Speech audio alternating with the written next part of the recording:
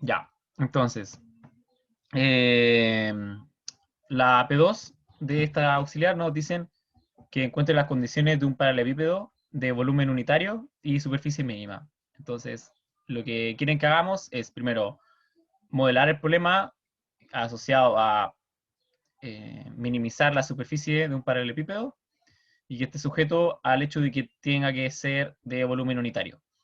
Y me dicen que encuentre las condiciones, y cuando me dicen condiciones se refieren a las condiciones de Karush-Tucker, es decir, cumplir esto de acá, ¿sí?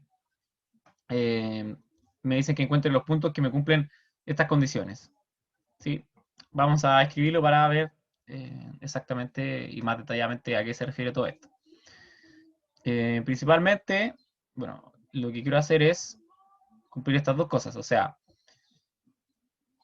¿qué sucede aquí? Yo, si tengo un paralelepípedo y escribo sus dimensiones, como las coordenadas x, y, z, la superficie de este paralelepípedo va a ser sumar la superficie de cada una de las caras. En este caso, esta cara tiene un área de x por z, y si sumo el área de esa cara con el área de la cara que está en el lado opuesto, es dos veces, ¿sí? Porque es este lado más el otro lado. Y tengo que ir haciendo lo mismo con las otras caras. Esta cara de acá, con la cara que va aquí, es y por z, dos veces y z, y la cara superior con la inferior son x por y. Entonces más dos veces x por y.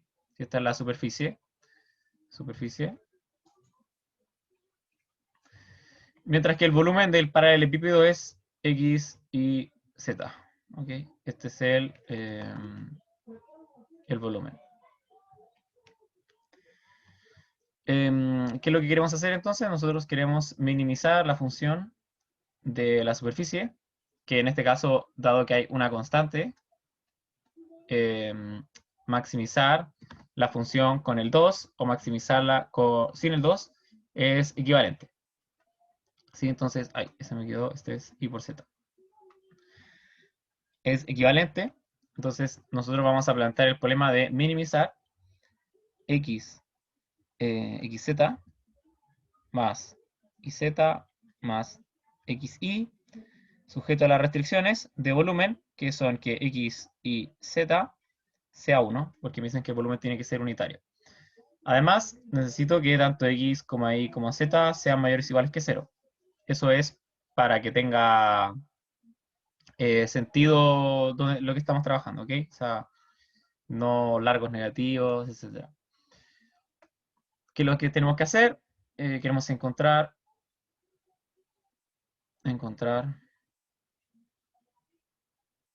los puntos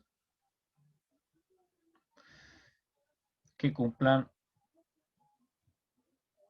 estas condiciones que están acá, ¿cierto? Entonces, voy a escribirlo, o sea, sacar una foto. Quiero estas condiciones. Ahí, más grande. Entonces, lo que yo primero tengo que hacer es identificar o tratar de escribir el problema como está escrito el problema del teorema, ¿sí? Por lo tanto, identificaremos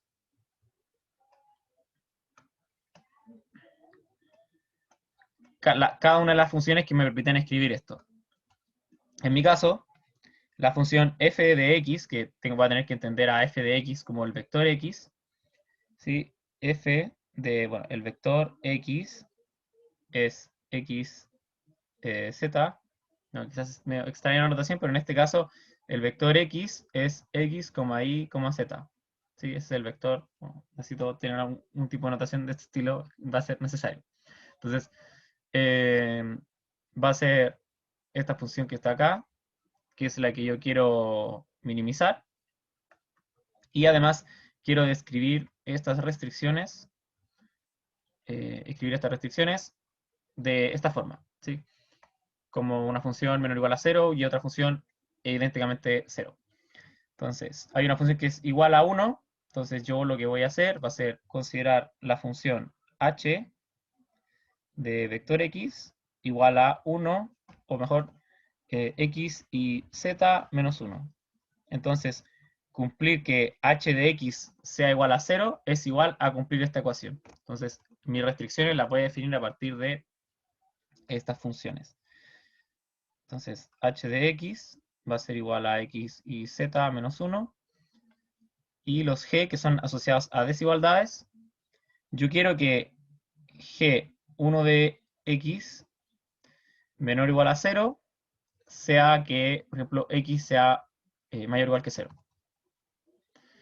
Y esto yo lo puedo hacer escogiendo g1 de x igual a menos x, por ejemplo, ¿sí? Entonces, si menos x es menor o igual que 0, entonces x es mayor o igual a 0.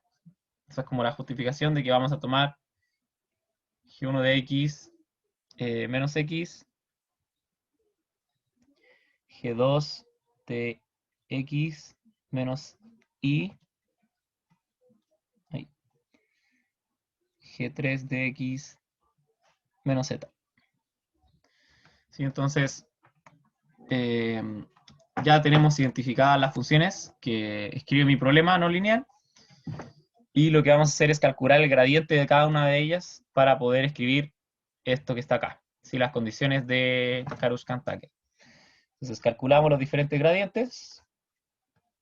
En este caso tengo que derivar esto respecto a x, respecto a y, respecto a z, y me va a quedar, si derivo respecto a x, z más y, si derivo respecto a y, me va a quedar z más x, ay, perdón, no, así sí, sí, si derivo respecto a z voy a obtener x más y. Sí, básicamente respecto a la que derive va a ser la que no va a estar. Voy a sumar las dos que no son respecto a la que estoy derivando. Entonces seguimos calculando los gradientes. Si lo hago con el h, esto va a ser, si derivo respecto a x, van a quedar los otros dos. Y z, si derivo respecto a y, me va a quedar xz. Y si derivo respecto a z, me va a quedar xy.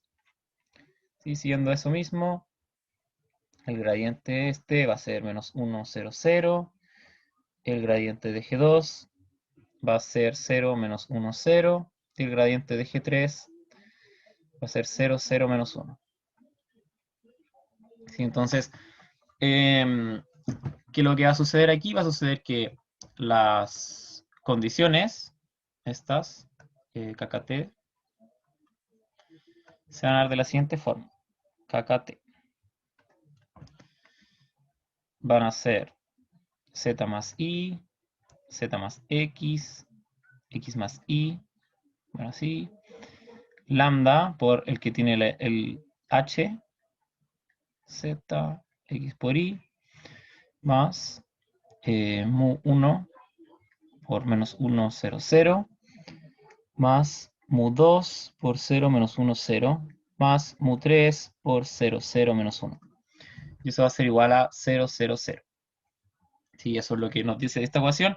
Y además busco los puntos que cumplan esto y que cumplan que mu sub i por g sub i de x tiene que ser 0. O sea, de x vector. Ahí. Ahí. Y que los mu sub i sea mayores o iguales a 0. A partir de esto, yo debería ser capaz de encontrar, es la idea, encontrar los puntos x, y, z que puedan cumplir estas igualdades. Y aquellos que lo hagan son los puntos que cumplen las condiciones Karush-Kantake, que es lo que nos piden en el problema. ¿Cómo lo hacemos? Bueno, en general uno lo que va a hacer es ir viendo como por partes más o menos, así como por casos, ir moviendo los mu. Por ejemplo, una pregunta que deberíamos hacernos es si el mu, alguno de los mu, particularmente si mu sub 1 puede ser mayor que 0. Tengo que preguntarme si puede suceder. Suceder. Y de ser así, va a significar que g sub 1 de x, ¿sí? Por esta restricción que está acá, va a tener que ser 0. ¿Sí? O sea, g1 de x va a tener que ser 0. Y eso significa que el x va a ser 0. ¿Okay? Esto significaría que x, sí, que g1 de x es igual a menos x. Y si esto es 0, significa que x es 0. ¿Y qué pasa si esto sucede? Si esto sucede, esto rompe la restricción que me dice que tengo que tener un volumen unitario, ¿sí? Rompe esta restricción. Por lo cual, todos los mu sub i deben ser 0. Sí, porque deben ser todos los mu sub i 0, porque ya vimos que con mu 1 debe ser 0. Y con los otros se tiene exactamente el mismo argumento. Si mu 2 es distinto de 0, entonces mi coordenada i va a ser 0 y va a ser imposible cumplir esta condición que está acá. Entonces tenemos así que mis condiciones Karushkan-Tucker necesariamente van a ser con cada uno de esos mu 0, por lo tanto voy a llegar a obtener esto. Simplemente esto de acá. Ahí, ahí. 0, 0, 0. Y a partir de aquí ya es un problema más de ser hábil trabajando en ecuaciones. Más lambda y z, más como de quizás creatividad a la hora de trabajar con las ecuaciones. Y lo que vamos a hacer para poder resolverlo es utilizar la restricción que tenemos a mano, que realmente es lo que hay que utilizar siempre. Esta que ahí no, esta no. Esta que está acá es la que vamos a usar. Y es que x por y por z es 1. ¿Cómo la vamos a usar? Vamos a multiplicar la primera por x, y así vamos a tener aquí un x y z. Aquí la que nos falta para tener x y z es y, así multiplicamos por y, y aquí nos falta z, así que multiplicamos por z. De esta forma las ecuaciones van a quedar xz más y xy más lambda igual a 0, iz más xy más lambda igual a 0, xz más iz más lambda igual a 0. Y notemos que tanto lambda aparecen todas, y hay elementos que aparecen en 2. Por lo tanto, si por ejemplo yo resto la primera con la segunda, las resto, entonces voy a obtener que xz menos iz va a ser igual a 0, porque se me van a eliminar todos los demás. Y si factorizo z, va a ser esto. Y como estamos asumiendo que todos son distintos de 0 porque tenemos esta restricción, entonces esto significa que x debe ser igual a y. De la misma forma, aquí resto y obtengo, de la misma forma, voy a obtener que y tiene que ser igual a z. Por lo tanto, x va a ser igual a y, va a ser igual a z. Y como x y z es igual a 1, entonces significa que x cubo va a ser igual a y cubo, igual a z cubo, igual a 1. Y como estos son números reales, x va a tener que ser igual a y, igual a z, igual a 1. ¿Sí? Entonces, este es el único punto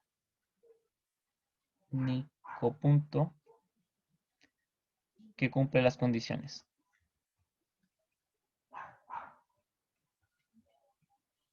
¿Ok? Bueno, cualquier duda, si llegan a tener, pueden contactarme. Este es el video que está grabado del auxiliar del viernes, que hubo un problema, y el problema había sido que cuando habíamos diseñado la pauta, no habíamos considerado esta restricción. Y es curioso porque finalmente es algo que se resolvía eventualmente, dado que cada uno de los musubi tenía que ser necesariamente 0, por esta misma restricción que está acá. Entonces, todo lo demás era igual. Bueno, eso, muchas gracias. Cualquier duda, nos contactan. Saludos.